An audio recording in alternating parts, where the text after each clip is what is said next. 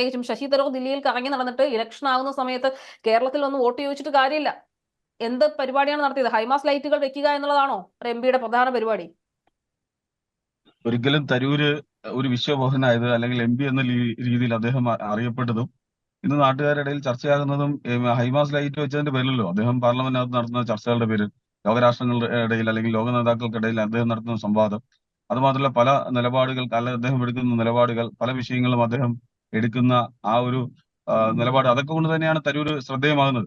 അപ്പൊ high mast light വെച്ചതിന്റെ പേരിലല്ലോ Sasi Tharoor അറിയപ്പെടുന്നത്. അപ്പൊ അതൊക്കെ എന്തുമാത്രം അപഹാസ്യമായ നിലപാടുകളാണ്. ഇനി ഞാൻ പാർലമെന്റിൽ ചോദിക്കട്ടെ, ഒരു എം അദ്ദേഹം പി എന്ന നടത്തിയ ഇടപെടൽ എന്താണ്? ഈ വളരെ വളരെ വിഖ്യാതമായ ഒരു ഇടപെടൽ, ഇത്രയധികം വിഷയങ്ങൾ ഉണ്ടായല്ലോ ഈ രാജ്യത്തെ സംബന്ധിച്ചിടത്തോളം. വളരെ ക്രൈസിസ്, അതായത് രാഷ്ട്രീയമായി വളരെ വലിയ പ്രതിസന്ധിയിൽ കൂടി കടന്നു പോകുന്ന സമയത്ത് ശശി തരൂർ നടത്തിയ വളരെ നിർണായകമായ ഒരു ഇടപെടൽ പറയൂ. UAPA അമെന്റ്മെന്റ് നടത്തിയിരുന്നു പാർലമെന്റ്. എന്തായിരുന്നു തരൂരിന്റെ നിലപാട്?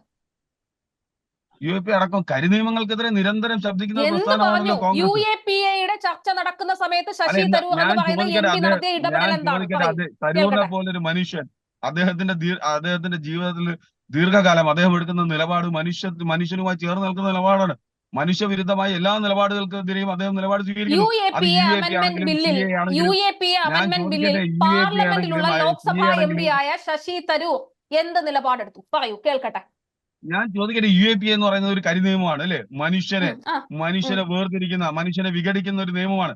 മനുഷ്യനെ വേർതിരിക്കുന്ന, അത് എന്തിന്റെ അടിസ്ഥാനത്തിലാണെങ്കിലും, ഭരണകൂടത്തിന്റെ നിയമത്തിലാണെങ്കിലും അതിനെതിരെ നിരന്തരം പോരാടുന്ന ഒരാളാണ് തരൂർ എന്ന് പറയുന്നത്. അദ്ദേഹം അതിനെതിരെ ഒന്നും ചെയ്തില്ല എന്ന് പറയുമ്പോൾ ഒരു മനുഷ്യൻ നിരന്തരമായി സംവദിക്കുന്നത്, ഞാൻ ചോദിക്കട്ടെ, പാർലമെന്റിനകത്ത് അദ്ദേഹം, ഞാൻ ചോദിക്കട്ടെ, ഞാൻ ഈ നാട്ടിലെ ജനങ്ങൾക്കൊപ്പമാണെന്ന് വികാരഭരിതനാവുക എന്നുള്ളതല്ല പാർലമെന്റിലേക്ക് അയക്കുന്ന ഒരു എം പിയുടെ ജോലി. ആ എം പിയുടെ ജോലി ജനങ്ങളെ പ്രതിനിധാനം ചെയ്ത് ആശങ്കയിലാകുന്ന വിഷയങ്ങളിൽ പാർലമെന്റിൽ ഇടപെടൽ നടത്തുക എന്നുള്ളതാണ്. ഉത്തരവാദിത്തമുള്ള പ്രതിപക്ഷമായി പ്രവർത്തിക്കുക എന്നുള്ളതാണ്. ഞാൻ വൈകിയാണ് വന്നത്, നിങ്ങൾ എന്നെ സംസാരിക്കാൻ അനുവദിക്കണം.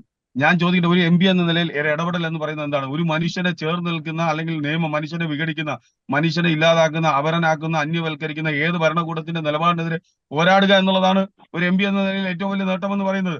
ആ നിലയ്ക്ക് അദ്ദേഹം അതിനപ്പുറം ഇതുപോലുള്ള കരിനിയമങ്ങൾക്കെതിരെ ശബ്ദിക്കാത്ത ആളാണോ? ഈ രാജ്യത്ത് ഈ UAPA മാത്രമല്ലോ, അതിനേക്കാൾ വലിയ ഭീകരമായ എത്രയും നിയമങ്ങൾക്കെതിരെ പോരാടിയ ആളാണ്.